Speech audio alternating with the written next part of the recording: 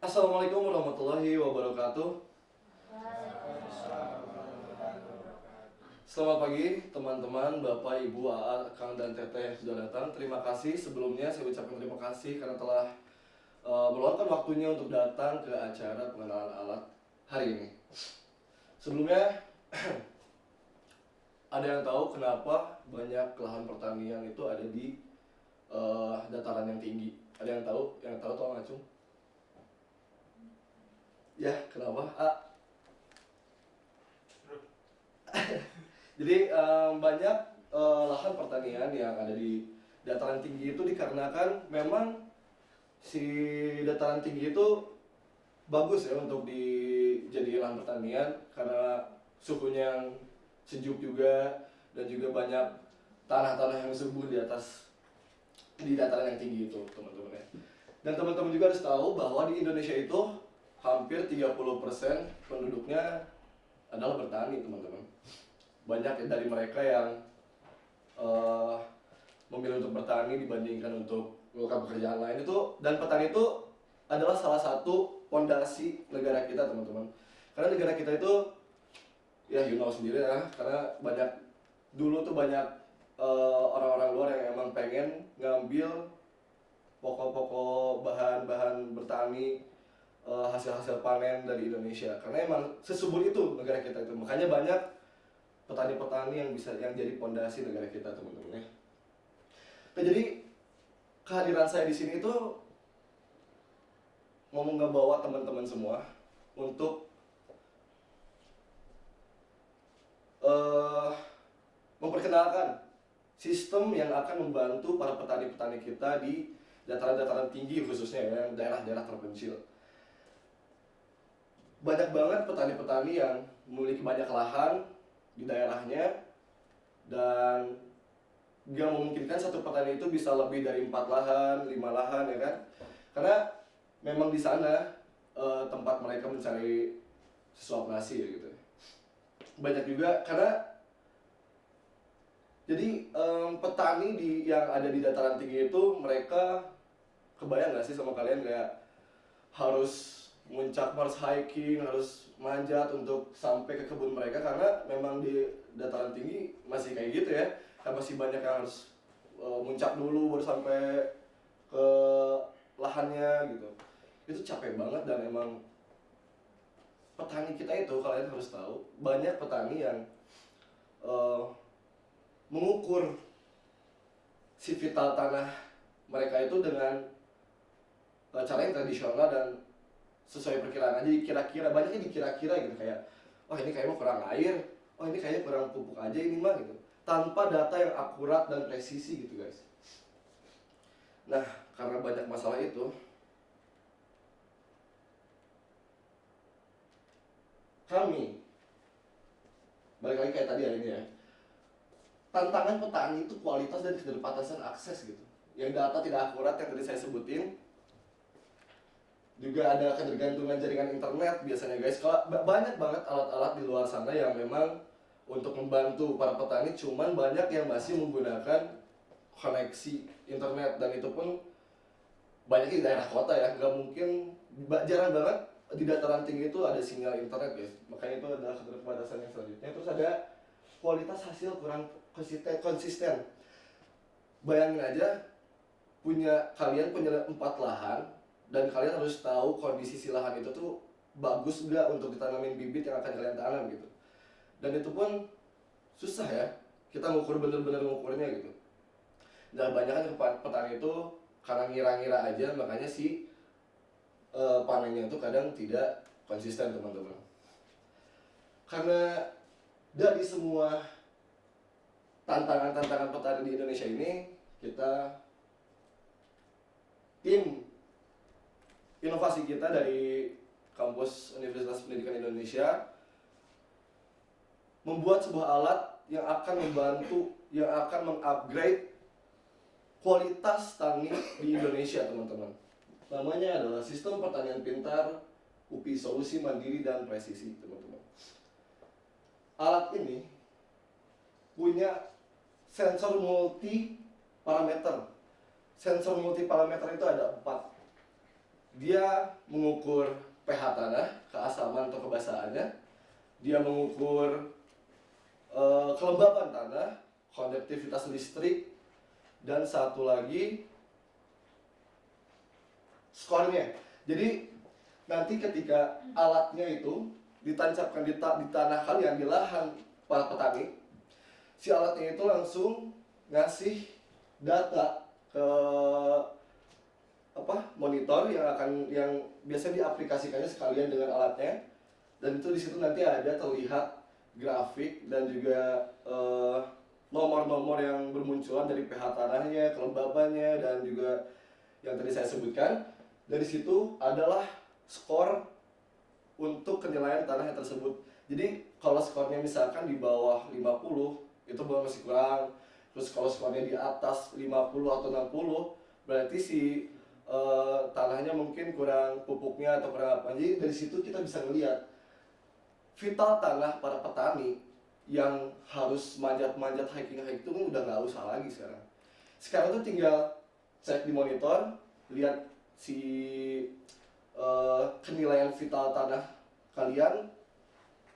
Tinggal sudah ada orang misalkan tanah kalian kurang air, itu yang tanah yang di sana kurang air, tanah yang di lokasi B kurang pupuk misalkan. Jadi fleksibel, kita punya data yang presisi tentang vital lahan kita ini teman-teman ya. Terus kita nggak usah ketakutan bahwa si alat yang ada di lahan pertanian itu akan mati atau bakal kehabisan daya ya, karena kita itu memakai daya energi mandiri. Jadi kita pakai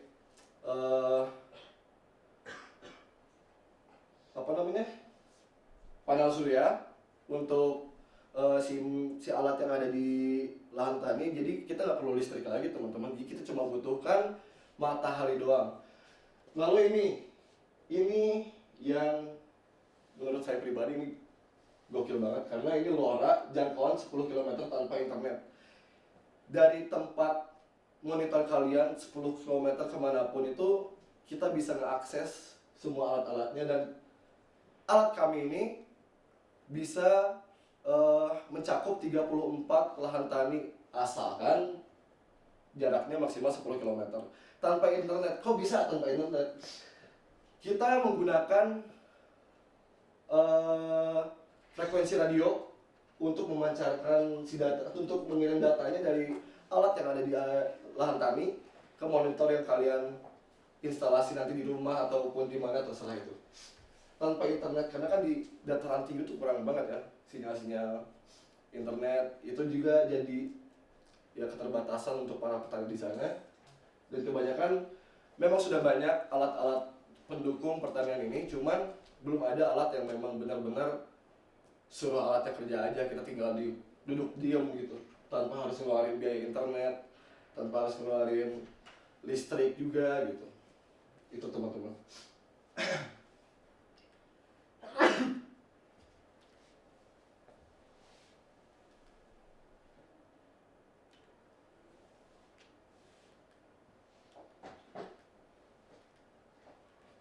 Oke teman-teman, kayaknya PowerPoint-nya juga udah nge-like, kita lanjutin aja. Jadi gini, intinya kita itu membuat alat yang untuk mempermudah pada petani-petani. Bayangin kalau misalkan semua petani di Indonesia dengan berbagai macam hasil panennya itu konsisten terus, bagus terus, karena para petaninya paham bahwa si lahannya itu butuh apa tuh, jadi tahu gitu.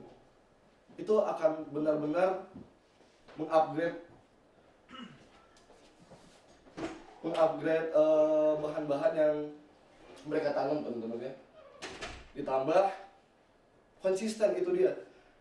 Banyak banget petani-petani yang nggak konsisten karena kita banyak petani yang ngira-ngira aja ini tanahnya kurang apa. Tapi dengan alat ini teman-teman, dengan alat ini si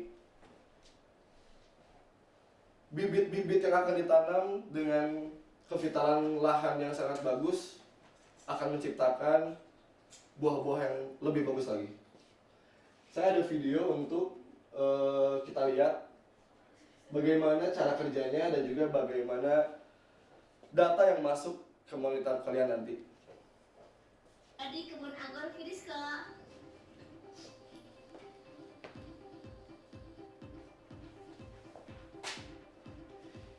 Ini kita tesnya di tumbuhan anggur ya teman-teman. Halo semuanya, di sini saya dari tim Smart dan IDOT dan bersama dengan Bapak Manajer Kebun yaitu Bapak Agus. Di sini saya sudah berada di kebun anggur Firiska. Kebun anggur Frisco ini teman-teman harus tahu mereka emang sudah dari awal, dari dulu menanam banyak anggur yang berkualitas ya teman-teman. Itu jenis anggurnya apa ya Bapak? Yang ini jenis anggur Frisco. Oh, anggur Dixon. Ini sering dilakukan oleh Bapak ada anggur Dixon ini berat gitu ya sangat subur. Apa aja ya Pak? Kalau treatment banyak ya. Kita harus tahu dulu dari media tanah, pH media tanah, terus reaksi dengan intensitas cahaya matahari, terus juga insek juga itu harus dijaga. Kalau terkait kelembapannya juga berarti.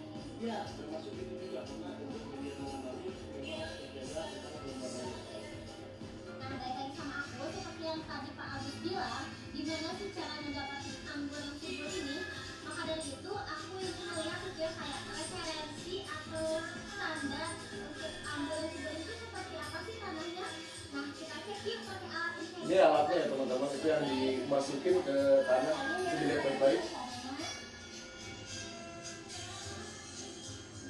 Nanti bakalan muncul di displaynya. Displaynya ada di sini. Nah nanti si data tentang tanah itu tuh masuk ke Teman-teman di monitor sini ini. bisa terlihat ya dari kelembapannya. Dari kelembaban, temperatur, pH-nya. Ini bisa dilihat juga si grafiknya, naik turunnya tentang kondisi si tanah ya. Teman-teman sebelumnya tuh alatnya kan belum kita tancapin ke tanah ini nol rentannya. Tapi setelah kita tancapin dia langsung naik nih konduktivitasnya. Tuh langsung naik, kelihatan banget kan? Terus di sini dari pH-nya juga. Untuk pH-nya itu cenderung stabil ya teman-teman di 6,81, oke. Untuk temperaturnya atau suhunya itu, nah untuk suhunya juga cenderung stabil di 23,80 derajat Celcius ya teman-teman. Dan untuk kelembapan tanahnya itu, nah bisa dilihat ya teman-teman sebelum ditancepin sampai sudah ditancepin tanah tuh meningkat banget ya. Ini sekitar 44,70%. Dan untuk skor keseluruhannya ini tuh mencapai 79. Ada skornya 79. Dari hasil display tadi itu merupakan suatu referensi ya bagaimana sih anggur subur itu dapat subur gitu. Nah dari hasil display tersebut itu kan skornya belum 100 ya teman-teman. Kira-kira dari semua HP yang harus kita lakuin biar skornya itu menjadi 100 sehingga anggurnya bisa menjadi lebih subur lagi dan juga lebat. Nah sekarang di sini aku mau coba ya kalau misalnya menggunakan tanah yang random gitu ya. Ayo kita coba bareng teman-teman apakah akan menjadi 100 skornya atau tidak.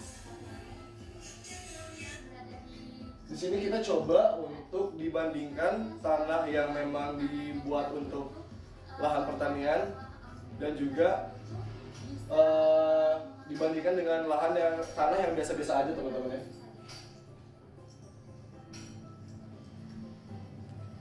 Oke, halo teman-teman, balik lagi sama saya.